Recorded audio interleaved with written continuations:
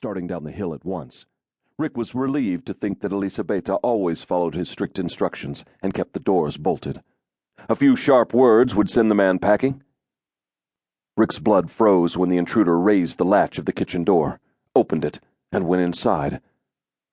Spurring forward, the sheriff sent his stallion thundering down the hill. He drew his six-shooter, leaped to the ground, and sprinted to the house. A badly frightened Elisabetta, her coal-black hair tumbling down her back, had been driven into a corner of the kitchen by the intruder, who brandished a short, double-edged knife.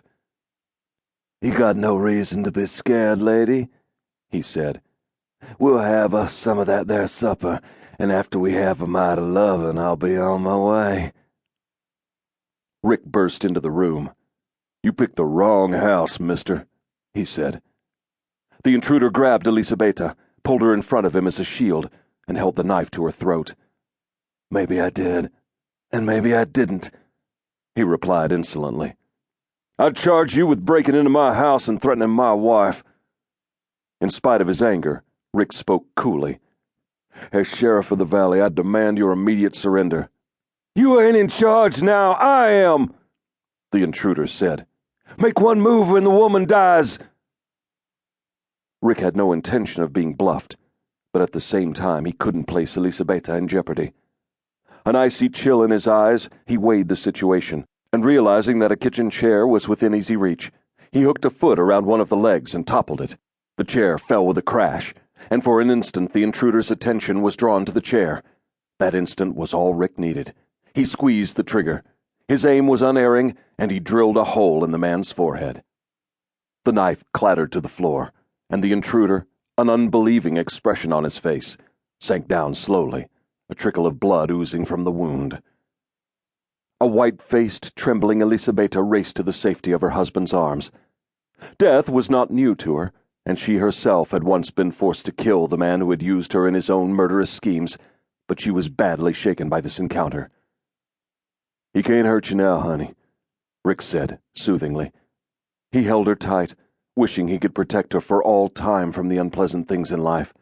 She had suffered more than her share. She clung to him, her violet eyes almost childlike as she looked at her husband.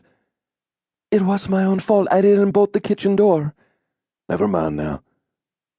Rick kissed her, then quickly removed the body from the kitchen, wrapping it in an old sheet and tying it to the back of a pack horse. "Hold supper for a spell while I ride into town," he said. "I'll be back as soon as I can. I reckon he was alone, but take no chances. Keep your rifle close at hand." "Oh, I will," she promised. She looked at the rifle and knew she could use it, but she wished that she would never have to. Why couldn't she and Rick just live in peace in an idyllic world? Mounting his stallion and leading the pack horse, Rick rode the short distance from the ranch to Sutter's Fort, which some of the newer arrivals were calling Sacramento. His small office and the attached cramped jail stood on the unnamed main street, and his two deputies, both part-time employees, were playing cards when he entered and unceremoniously dumped the dead man's body on the floor. "Go through his pockets and see if you can identify him," he said after explaining what had happened. "Round up the people you find at the saloon down the road and see if they know who it was. I doubt if you'll have any luck, though. I suspect he's just another of the rabble who are coming here to search for gold, but we've got to go through the proper motions before we bury him." Within a short time he was on his way back to the ranch, where Elisabetta had supper waiting. As they ate, Rick said quietly, "I've been telling you ever since gold was discovered up at John Sutter's mill that times are changing here.